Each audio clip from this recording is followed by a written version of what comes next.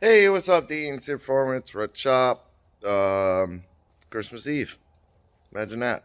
And it's all Jesse's fault. He called me last night and he was yelling at me, "Oh my god."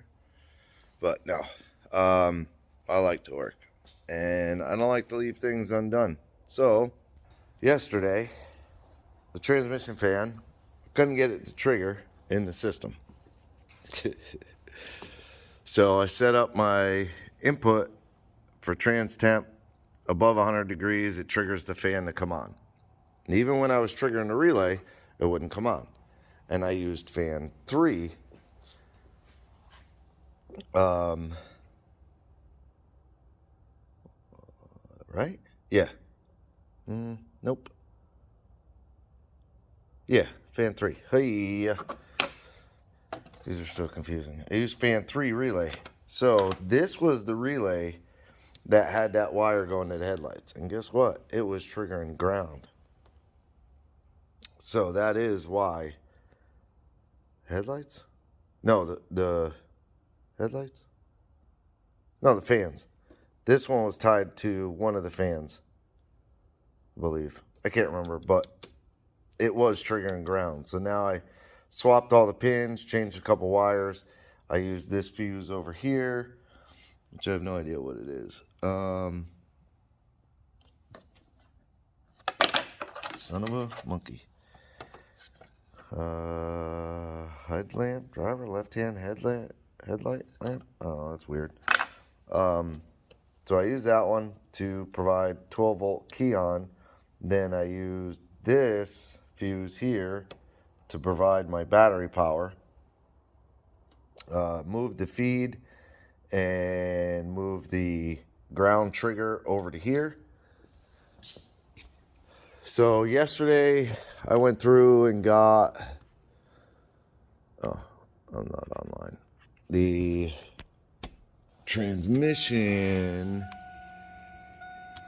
temp to show 100 degrees, but it wouldn't rise above 100 degrees. So I don't know, probably because the car wasn't driving, it wasn't running really all that long.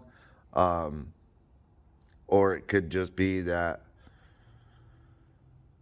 there's something going on, but it's one wire from a sensor, from autometer. I put in all the ohm readings. I went through all that, how I had to scale it backwards kind of, but not sure. So what I did was the coolant temp is 75. It is cold today. But if I change this, let me shut the light off. If I change this to coolant temp sensor, and I trigger it above 50, well, we could do 60. You can hear the fan comes on.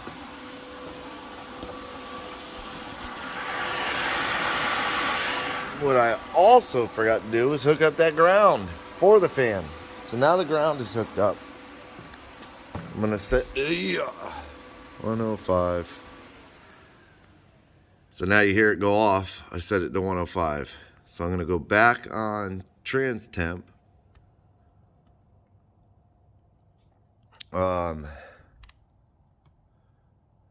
Also, I hadn't had the alternator hooked up because I couldn't get the plug in it to begin with. But I took the plug apart, took the wire out, and pushed it in. And then right here, you can kind of see there's the long piece of heat shrink. There's a little lump right there. So this is like a barrel sleeve. This is a resistor, and this is a barrel sleeve.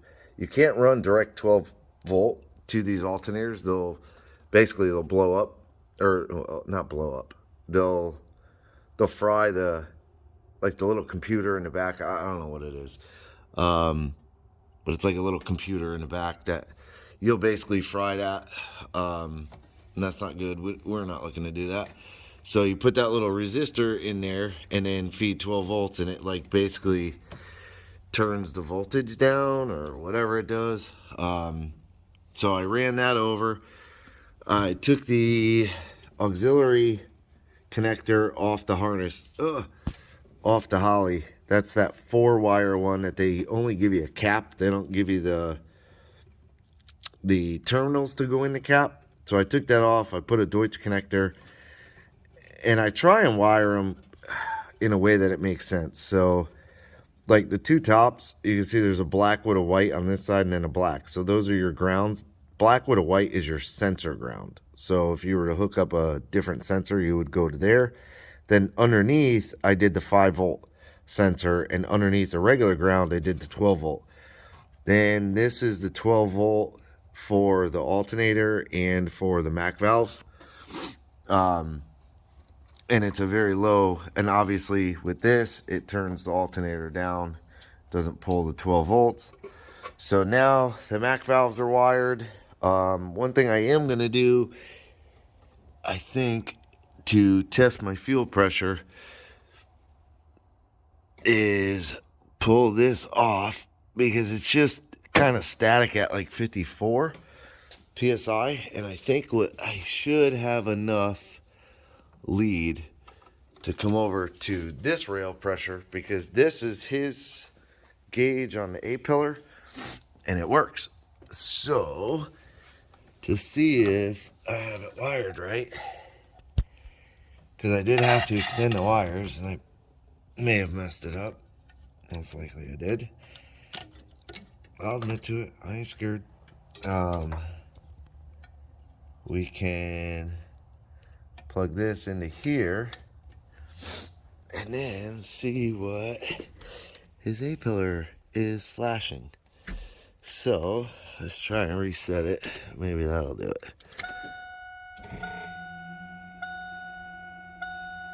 It does not. It flashes. So most likely I got something wrong there. That's okay. I'll figure it out. Pretty easy. It's just 3 wires. It's a ground, a 5-volt, and then a sensor feed. What did I do with it? There it is. So now with that back on. Oh.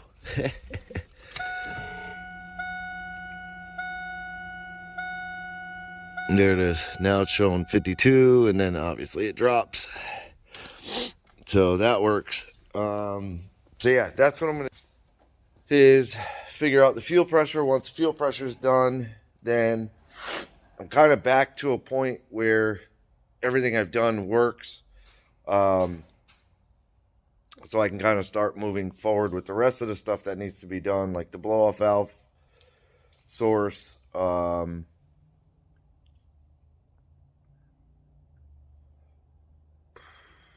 couple other things. But what I should say, we don't care, we don't need that, shut the light back off, is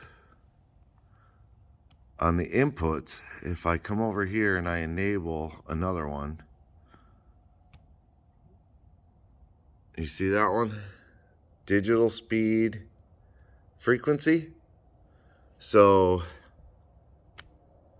I've never wired this way before. I mean, I've never wired a 4L80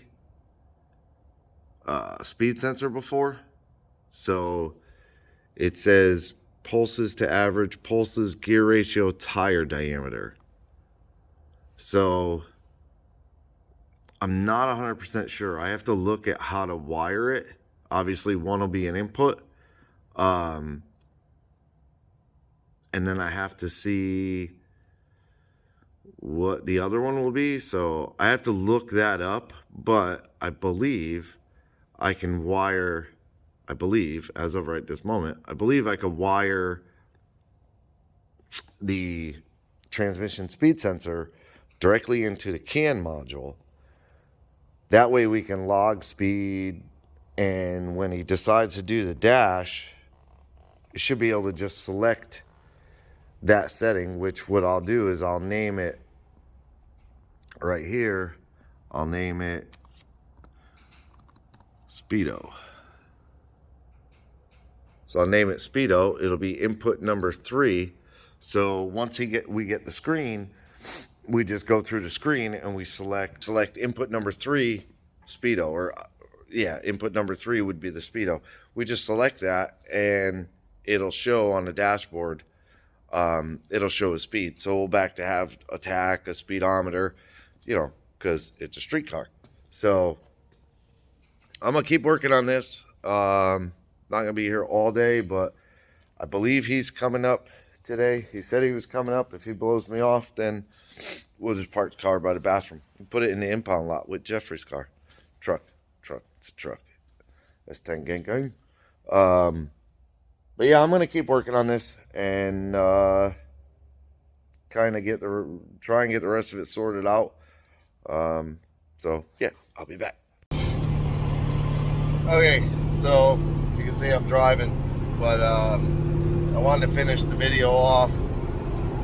I ended up swapping a couple wires on the fuel pressure sensor, getting that to work. Ran the car out of gas. Yes, Jesse, you were right. Car was out of gas. I was wrong. I admit it. It's kind of funny. But yeah, so we got that worked out. I threw the catch cans back in it real quick. Kind of routed them a little bit different though. And we took the car for a ride, get a couple data logs, and play with the boost control a little bit. So I have to I gotta get the trans temp working. Just sticks on 100 degrees for some reason. Not really sure what that's about, but I'll get that working. And the trans brake, something's weird with the trans brake. The trans brake's not working, so we have no reverse, but we still push the car to take it for a ride. Car did good. So we didn't make big boost numbers. We're not chasing that. We're data logging, getting the fuel table dialed in. So yeah, we made like I think 3 or 4 pulls in the car. Very low boost, like very low boost. And I think he's happy. Seems happy with the car. So I think it's time to turn it up. Get those few things worked out. I'll get everything else dialed in, and yeah, we'll make big numbers with it. Confident. Thing spools super fast. We looked at the data log, looked at the timetable, and it went from negative 10.2, so basically vacuum out of the throttle, to 6.5, 7 pounds. Call it 6 pounds, about 6 pounds in just over half a second, I believe. So yeah, be a huge shout out to BS Racing Turbos. They're a very good piece. He does really good on his quality. So yeah, I just wanted to end this off. Wish everybody a Merry Christmas. We'll be back after Christmas. Today is Christmas Eve, so I'll get this one up tonight, and tomorrow's Christmas. So Merry Christmas. Thanks for watching. Like, subscribe, leave me a comment, hit the bell to be notified of new videos. Have a good Christmas.